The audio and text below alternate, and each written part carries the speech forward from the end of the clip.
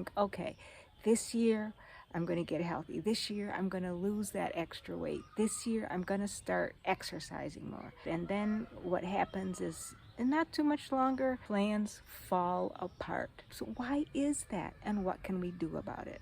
Today, let's talk about how to make your commitment to making a positive change in your life in the new year actually work.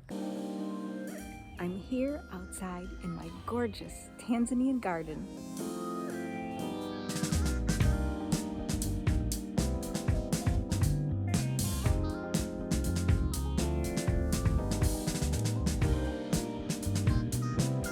Hi, I'm Opare from Food for the Soul, and here on this channel I share tips and tools that you can use to create a whole and healthy diet and lifestyle that you can stick to, that you actually want to stick to.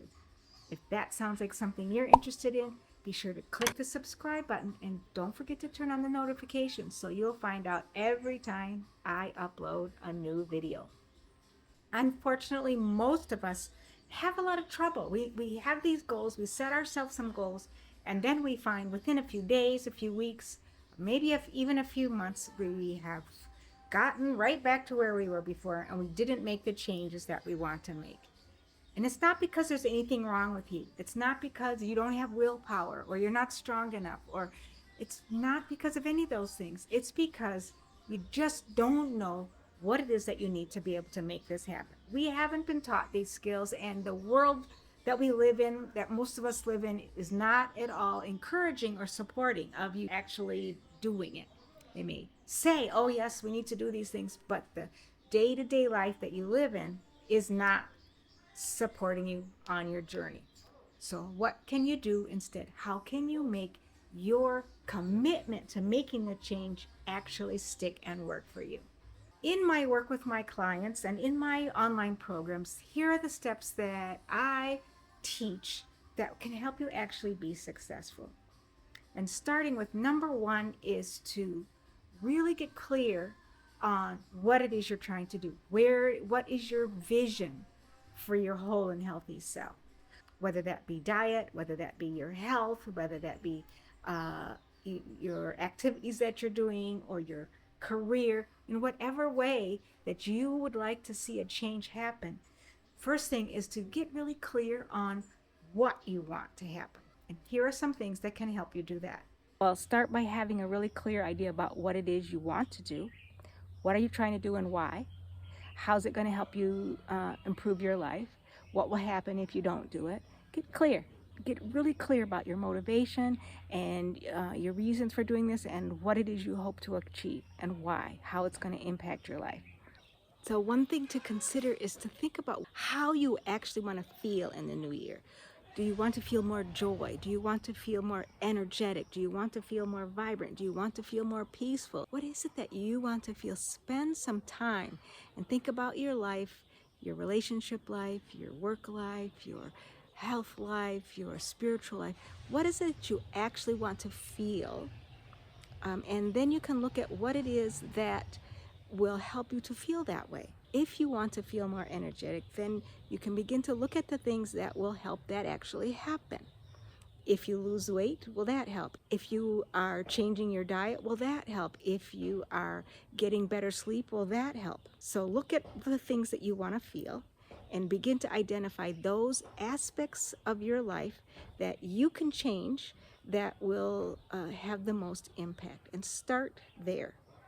The second step is to observe the now, the good, the bad, and the ugly.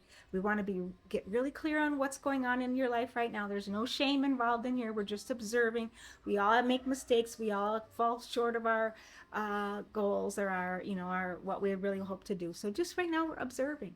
And the more you observe, the more honest you are and clear-headed about what it is that's going on, the better opportunity, the better chance you'll have of being able to make some changes. So observe. This is when your journal comes in handy. Observe, observe, observe. You need to be keeping track of what is actually happening. What are you eating? How are you feeling about that? What are the things that are causing you trouble? What are the things that are throwing you off track? Who are the people in your life that are causing you issues? What are your cravings? What are all the things? Keep track of absolutely everything. The more details you put into this, the better. And I have a video here on how to do a whole and healthy journal. Check that out, and this will be actually one of the most important things you do, because this will be what will help you be able to identify the things that are throwing you off track, and then to help you get back on track. And make sure that you're doing what you can to make this process enjoyable. If you're focused on all the things that you're having to give up, if you're focused on what a struggle it is and you're beating yourself up at every turn, then you're much less likely to succeed. If instead you are focusing on the progress that you're making little by little, on how reaching these goals will have a positive impact on your life, if you're focusing on how much better you're feeling, if you have a growth mindset and not a downer mindset, then that will help you go a long way too. To keep an eye on where you've come from. You were way down there before, and now you're here. Your goal may be to be way up there. And yes, we're going to keep our eyes on that goal, but we're also going to see how far we come, and we're going to know that this is going to take time. This is not a quick fix. This is not a quick one and done. This is not something that's going to just be overnight. We're making big changes. We are creating a whole and healthy new us. And so this is going to take some time, bit by bit, step by step, little by little. We're going to climb this mountain. We're going to do this thing.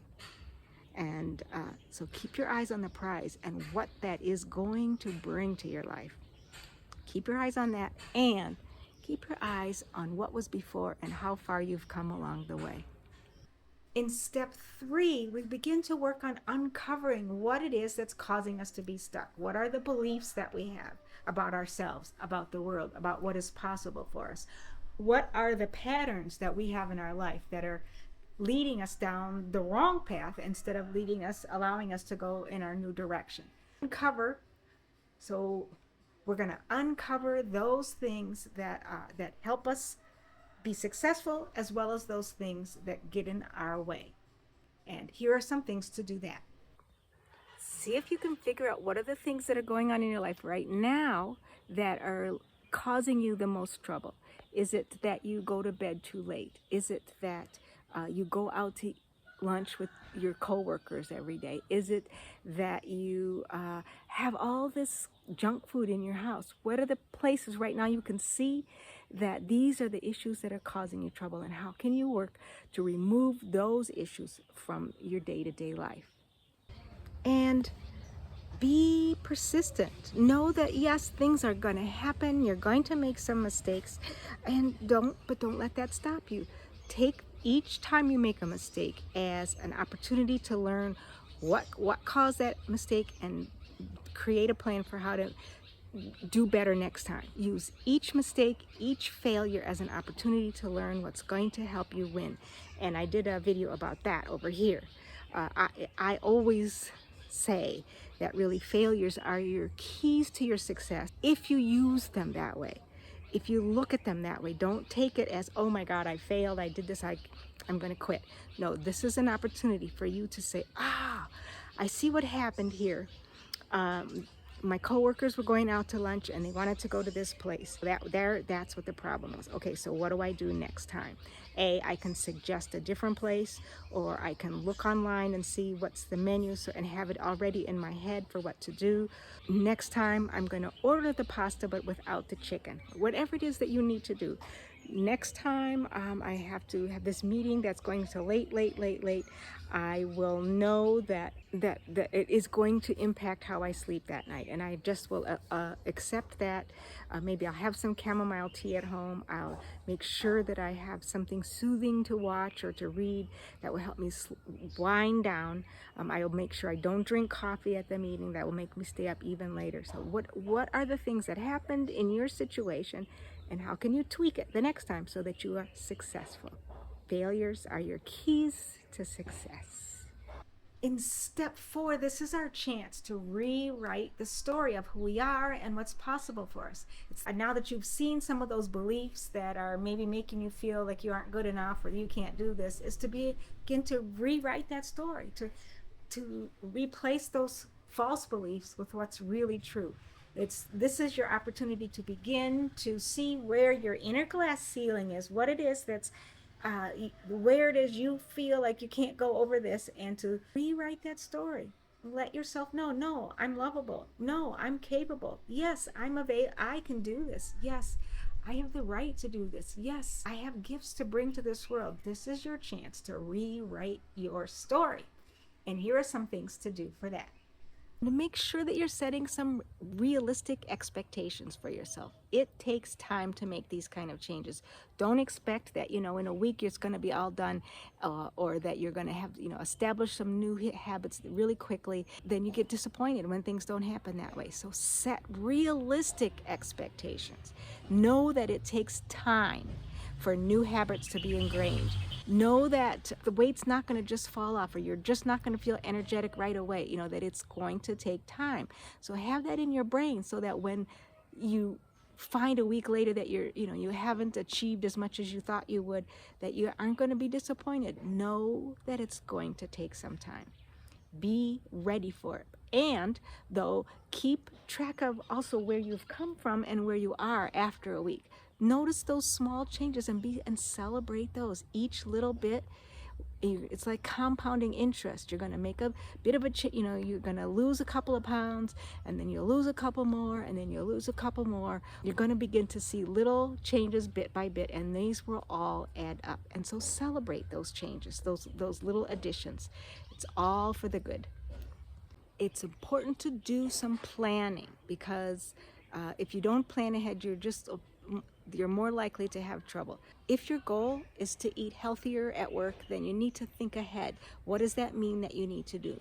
Do you need to bring food with you? Do you need to make a smoothie and take it with you for lunch? Do you need to look ahead for healthy places you can eat? If you generally have meetings that are over lunch, where are you having these meetings? What are the things that you need to do so that you can set yourself up for success?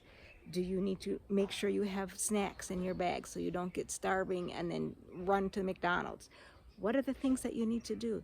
If you're trying to boost your energy, do you need to shut your phone off earlier and get into bed and do some reading rather than scrolling your phone till late?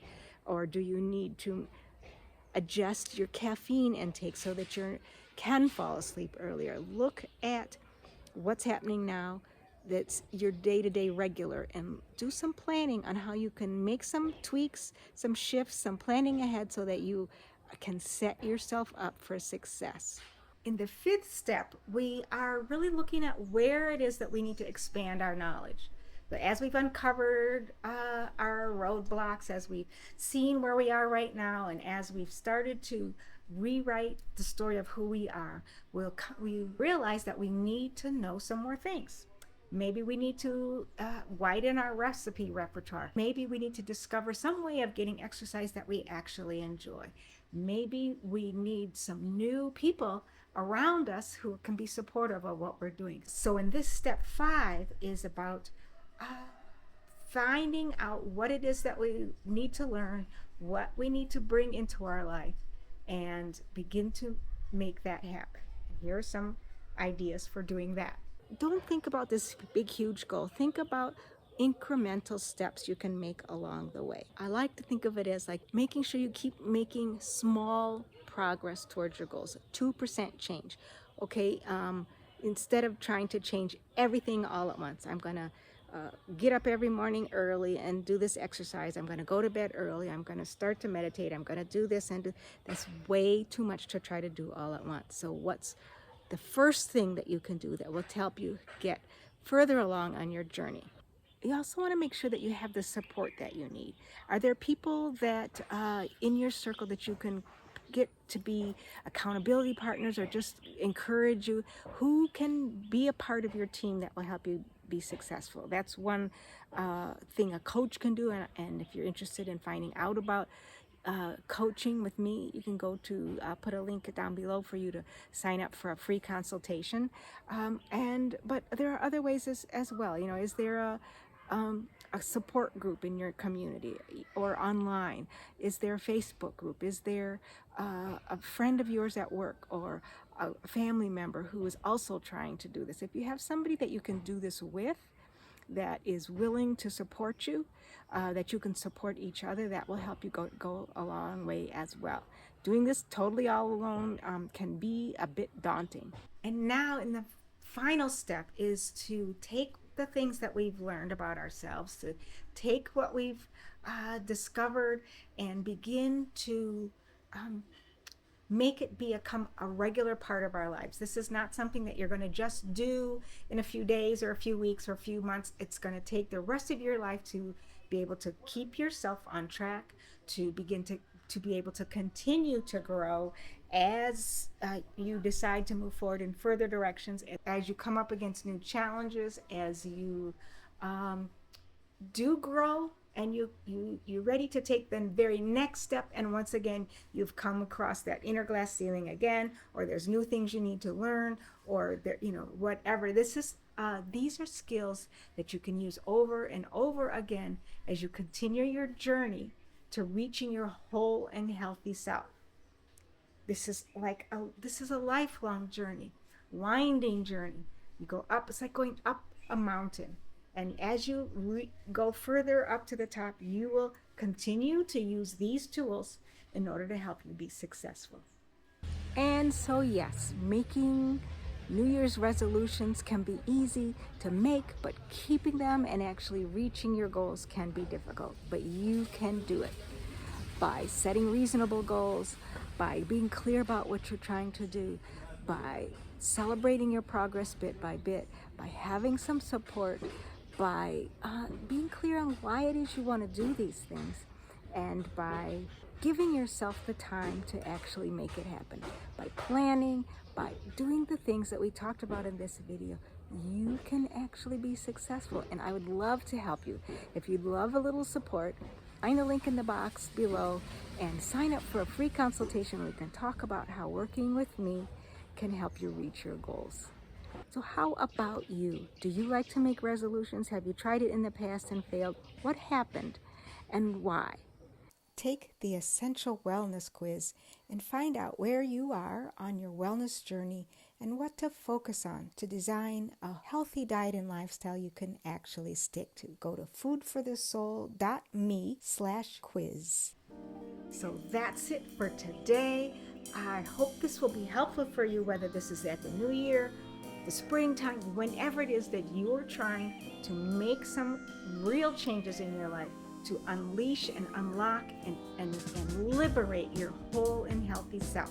If you like this video, don't forget to click the like button and to subscribe, and share this video with others who you think could use this information.